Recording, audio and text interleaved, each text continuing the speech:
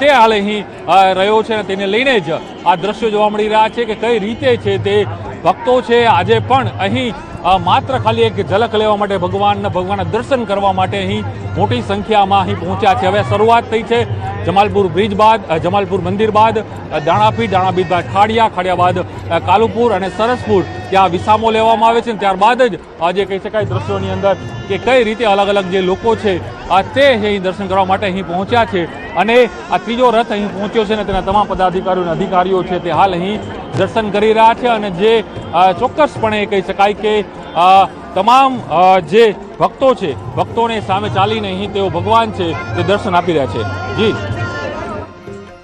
તો પ્રણવ અમારી સાથે જોડાયેલા હતા. હાલના જે દ્રશ્યો છે સ્પષ્ટ કહી રહ્યા છે કે ભક્તિમય માહોલમાં જે રથયાત્રા છે તે ધીમે ધીમે આગળ વધી રહી છે. બીજી તરફ આકાશી નજારો કે જેમાં ભક્તો રથયાત્રામાં જોડાઈ રહ્યા છે, દર્શન કરવાનો લાહો લઈ રહ્યા છે. સરસપુરની અંદર તૈયારીઓ થઈ ચૂકી છે. પોલીસ જવાનો સુરક્ષાના બંદોબસ્તમાં પણ જોવા મળી રહ્યા છે. સાથે જ કેટલાક NGO અને જે સામાજિક કાર્યકર્તાઓ છે તે પણ તમામ લોકો જે મદદરૂપ થઈ શકે તે રીતે પોતાની મદદ કરી રહ્યા છે. અને 149મી ઐતિહાસિક રથયાત્રાના દ્રશ્યો સ્પષ્ટ કરી રહ્યા છે કે કઈ રીતના શાંતિપૂર્ણ માહોલમાં, કારણ કે આજે પણ અમદાવાદમાં હજી વરસાદી માહોલ જોવા નથી મળ્યો. ગરમી જેવો થોડો માહોલ છે તો તેના કારણે કદાચ એવી આશા અપેક્ષા હતી કે ભક્તો ઓછી સંખ્યામાં હશે અથવા તો તેને લઈને તકલીફ થઈ શકે છે, પરંતુ ભક્તોનો જે જોમ જુસ્સો છે, ઉત્સાહ જે છે તે હજી પણ વધારે જ જોવા મળી રહ્યો છે અને સંખ્યા પણ જે છે ભક્તોની તે વધી રહી છે. રાહ જોવામાં આવી રહી છે કે ક્યારે દર્શન આપશે ભગવાન જગન્નાથ સરસપુરની અંદર, કે જ્યાં આગળ મોસાળમાં રાહ જોવામાં આવી રહી છે તેમની. બીજી તરફ ભોજન જે છે તે શરૂ થઈ ચૂક્યા છે સરસપુરથી. એ પણ દ્રશ્યો અમે આપને બતાવી રહ્યા છે. કાલુપુર કે જ્યાં અખાડા પહોંચી રહ્યા છે અને કોર્પોરેશન કે જ્યાંથી રથ જે છે પસાર થઈ ચૂક્યા છે. ભગવાનના જે રથ છે તે પહોંચ્યા અને ત્યાંથી પસાર થઈ રહ્યા છે. ભોજનની શરૂઆત તે માટે થઈ ગઈ છે કારણ કે ગજરાજ, અખાડા અને ટેબલો જે છે તે ધીમે ધીમે સરસપુર પહોંચવાના શરૂ થઈ ચૂક્યા છે. ખલાસી ભાઈઓ કે જે રથ ખેંચીને આવતા હોય છે, અંદાજિત આ વખતે આંકડો 1400 થી 1600 થી 1800 ખલાસી ભાઈઓનો આપવામાં આવ્યો છે કે એટલા ખલાસી ભાઈઓ જે છે તે હાલમાં રથને ખેંચીને આગળ આવી રહ્યા છે. તો એ પહેલા જે આ ઝાંખીઓ છે એ ઝાંખીના દ્રશ્યો પણ આપ જોઈ રહ્યા છો. કેટલાક અખાડાના એ દ્રશ્યો કે જ્યાં આગળ બોડી બિલ્ડર્સ જે છે તે કરતબ બતાવી રહ્યા છે. એની પહેલાના જે દ્રશ્યો છે તે પણ આપ જોશો તો ખ્યાલ આવશે કે કઈ રીતે ધીમે ધીમે હાલમાં જનસેલાબ જે છે, જે જનમેદની જે છે તે આગળ વધી રહી છે. બીજી તરફના એ દ્રશ્યો સરસપુરની અંદર કે જ્યાં આગળ પૂરેપૂરી વ્યવસ્થા ગોઠવી દેવામાં આવી છે ભોજનને લઈને, જમણવારને લઈને, કારણ કે પ્રસાદ અહીંયા આરોગતા જોવા મળશે. તમામ ભક્તો રથ જેમ ધીમે ધીમે આગળ વધી રહ્યા છે તેની પહેલા જે ઝાંખીઓ છે તે આગળ વધવાની શરૂઆત થઈ ચૂકી છે. જય રણછોડ, માખણ ચોરના નારા જે છે તે હજી પણ રસ્તાઓ પર સાંભળવા મળી રહ્યા છે અને જે ભક્તો છે, જે ખલાસી ભાઈઓ છે તેઓનો ઉત્સાહ પણ હજી બેવડાયેલો હોય તેવા દ્રશ્યો જોવા મળી રહ્યા છે. તમામની વચ્ચે જનમેદનીની સાથે સાથે જે ભક્તો છે તે હવે થોડા સમય માટે વિરામ કરશે, આરામ કરશે સરસપુરની અંદર કે જ્યાં આગળ ભોજનની વ્યવસ્થા એટલે કે મહાપ્રસાદની વ્યવસ્થા કરવામાં આવી છે. જે પણ લોકો હાલમાં આ વ્યવસ્થામાં જોડાયેલા છે, પોલીસ જવાનોથી લઈ સામાજિક કાર્યકર્તાઓથી લઈ સ્વયંસેવકો, તમામ લોકો એ થોડા સમય માટે ત્યાં આગળ વિરામ લેશે. પરંતુ રાહ જોવામાં આવશે સૌથી પહેલા રથ પહોંચવાની, કારણ કે ગજરાજ પહોંચી ચૂક્યા છે. જે રીતે આપ દ્રશ્યોમાં જોઈ રહ્યા છો, અખાડા જે છે તે આગળ વધી રહ્યા છે અને ટૂંક સમયમાં સરસપુરમાં તેઓ પણ વિશ્રામ કરશે. ત્યારબાદ ફરી વખત નિજ મંદિર માટે રવાના થશે. ત્યારે હાલમાં નાથની નગર ચર્યાએ જ્યારે નીકળ્યા છે ત્યારે મોટી સંખ્યામાં એ જનમેદની જે છે તે હજી પણ ભારે ઉત્સાહ સાથે જોવા મળી રહી છે. સુરક્ષામાં પણ કોઈ અડચણ ન આવે તેનું પણ પૂરેપૂરું ધ્યાન રાખવામાં આવી રહ્યું છે.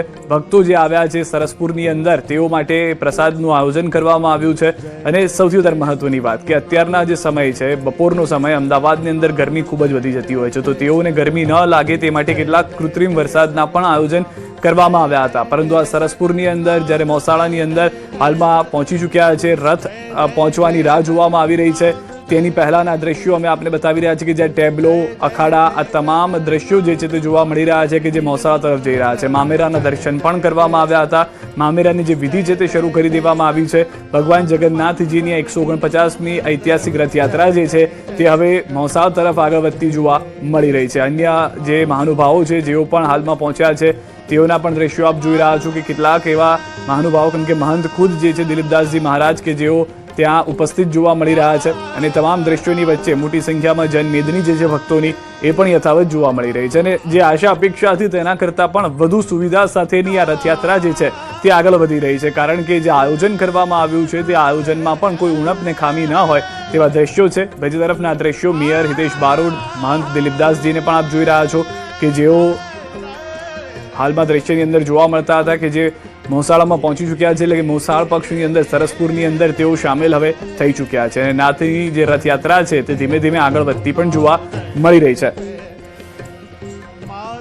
ભજન મંડળીની અંદર જે 18 જેટલી ભજન મંડળીઓ છે તે આગળ ચાલી રહી છે. 1200 થી 1400 ખલાસી ભાઈઓ રથને ખેંચીને આગળ વધી રહ્યા છે.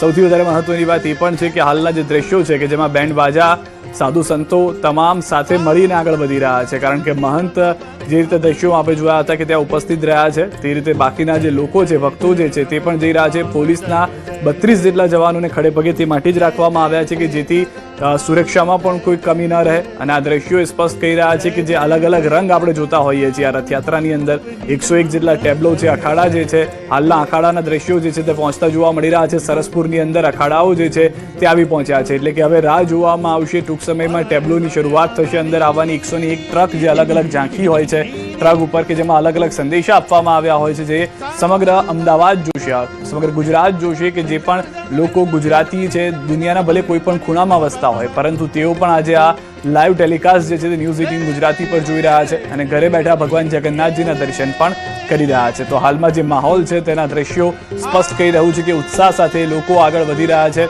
નાથની આ રથયાત્રાની અંદર જે ટેકનિકલ જે બાબતો છે તેનું પણ ધ્યાન રાખવામાં આવી રહ્યું છે.